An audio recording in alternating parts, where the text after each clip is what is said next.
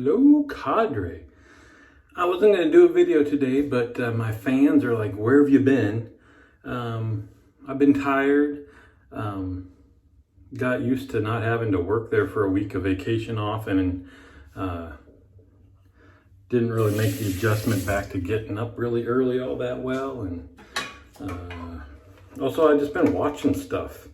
I just play videos or shows or whatever on my phone while I'm shaving. And so just for you, I'm in the middle of a 2.5 hour video on Scotch. How exciting is that? I know, I'm looking forward to the rest of it. I'm only halfway through, but I'm not watching it now, so we can do a video. I got a new soap to share with you. Tallow and Steel. That's kind of a cool little label you can see on the guy's shirt. You got the Tallow and Steel, or on the back of his jacket, the Tallow and Steel logo back there. And then this soap is called Morning Coffee in the Canadian Wilderness. You gotta love the detailed name of that. And the bummer though is that often they'll put all the scent notes or scent oils and ingredients and stuff are on the edge, and they're not here. So, and you know me, I didn't look it up. But I had to get it. Coffee, wilderness tells me wood and things, pine, maybe stuff that I love. So smelling this, all I can say is, what the heck, Tallow and Steel? I don't know what this is. I would not say that it's wilderness. You could maybe stretch and get some coffee note. Maybe a very warm, so Tallow and Steel, to all credit and much respect, tends to have polarizing scents. And I said before, I'll say it again, I like that. I like a company that'll take a risk, make nice strong scents. So if you love them, you really love them. And if you don't like them, you don't even want to use them. Instead of middle of the road, trying to please everybody. I like this, their tactic with that. But Tallow and Steel seem to have a base with a fairly strong scent. And I don't know, I doubt that their base would be strongly scented. I just think maybe that their main soap maker dude just likes to go for the same stuff. Now, they're okay. On lathering, I get a little whiff. Maybe a little whiff of coffee, but I'm also getting a lot of like a peppermint, spearmint or something, which I wouldn't associate with coffee or wilderness or anything. Just to let you know, we're using Rockwell 6S with a Wizamit blade. They look like this. I finally got these in. I ordered these from Morocco like in March, maybe April, but during the great pandemic of 2020. And they got held up, I think, in New York for months, and finally showed up here. So my go-to in the 6S and many other DEs has always been the Feather. This is likely to replace it as the go-to blade. The first shave, I think, just as good as the Feather. And the Feather, you need to get a few strokes in to knock off whatever, the sharpness, the harshness of a brand new blade. And then after that, it's clear sailing. This one, you don't need to do that right from the get-go. She's ready to roll. So I said, I used it before, but a long time ago, so I don't remember. The other test will be on the third shave. How close of a shave is she giving?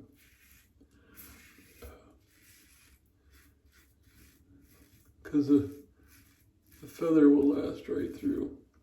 So anyway, getting back to Tallow and Steel, they seem to have a very dark, rich, maybe a little animalic note to most of their soaps. And then you get something on top of that that's different for each one. And that's pretty much what I'm getting off of this soap, is that similar scent that most of their soaps have. So bummer. I'm not getting any wood at all, really, and not interested. If it's in there, I'd really have to pay attention and, you know. Now the scent isn't bad. It's not my favorite. I don't think I'd go to this saying, oh, I want to smell that today. I'd probably go to it a time or two just to see if anything else comes out. But yeah, missed the mark big time on this one, Tallow and Steel. You can tell I don't get these for free, otherwise it would be like, you know, the notes are hidden and there are other Tallow and Steels that I perform. No, I had to pay for this, so my comments are straight up. What else? I don't think the general YouTube population knows I'm starting grad school in 2 weeks. So we'll see what that does with video production. I'm not a night person at all. Kind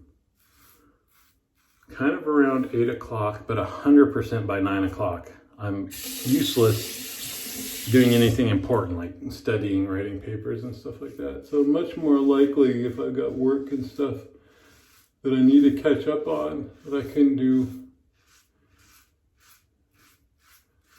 during actually daylight hours.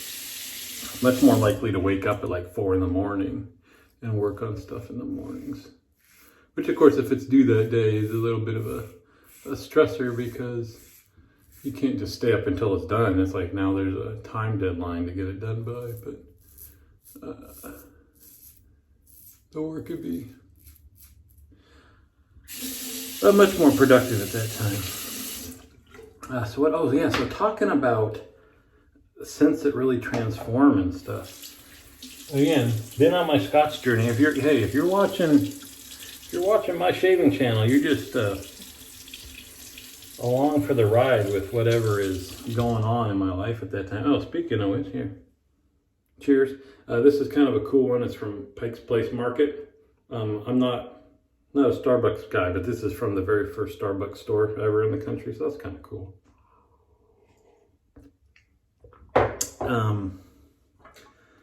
Bought this Scotch yesterday. Again, there's so many out there to try. It's just, you're kind of like this, trying to figure out, well, do I concentrate I decided to concentrate just on Scotch. So I'm not doing whiskeys from other areas. Again, just because there's already so much out there doing that. But then you got, I guess basically you can break it down to, are you doing smoky, peaty, or are you not?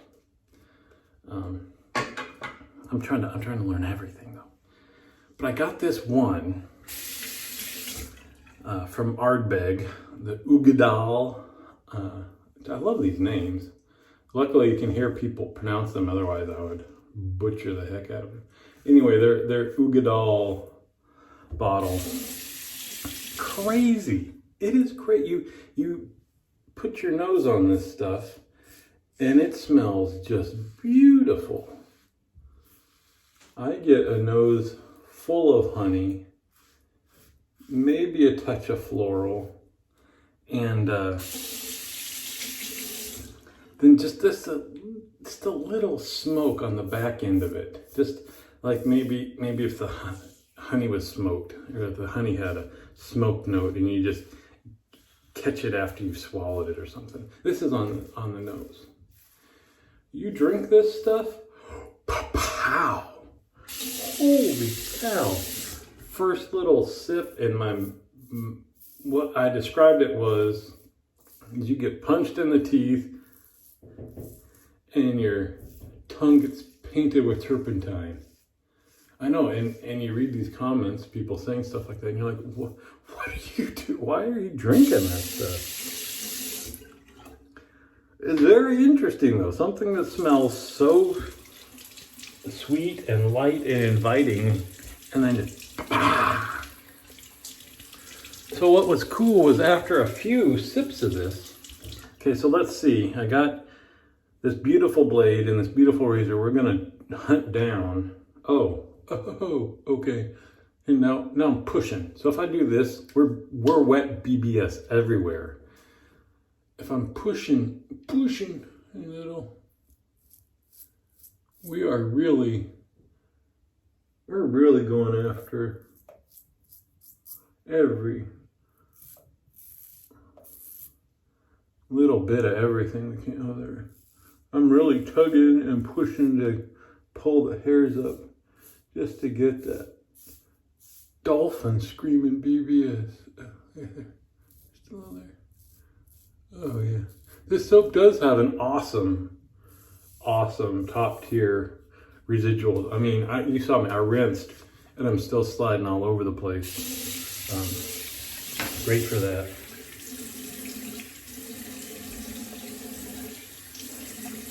So anyway, so I was saying after you, Barber Dave, I think, was not used to seeing my videos for a while because he said they're all over the place. He hasn't been acclimatized to the Nurse Dave shaving world. Just, you gotta hold on, Dave. We're going for a ride. And we're gonna go over here and we're not quite done there. I'm gonna go over here and then we're back over there. Anyway, so this Scotch stuff, after a few sips, you kind of get a little bit acclimatized to the smoke. And then that honey starts, it's like creeping around the corner at you, and you get a little hint of honey. It's just, again, so just like this soap, you can't come into your den and want to do something quick and pick this like lime scented soap or just a basic bay rum. You gotta be willing, all the tallow and steels, you gotta be in the mood to have an experience, to think about it a little bit. Of course, you don't have to, but in my mind, that's what they're making, is multi-layered, complex scents that aren't just single note and provide more of an experience if you're willing to go on it. Yeah, if you're not in the mood, just pick up something else. Yesterday I shaved with a soap called oatmeal cookies. That wasn't complex. It smelled like oatmeal cookies and it was delicious. But just a different journey we're going on here, folks.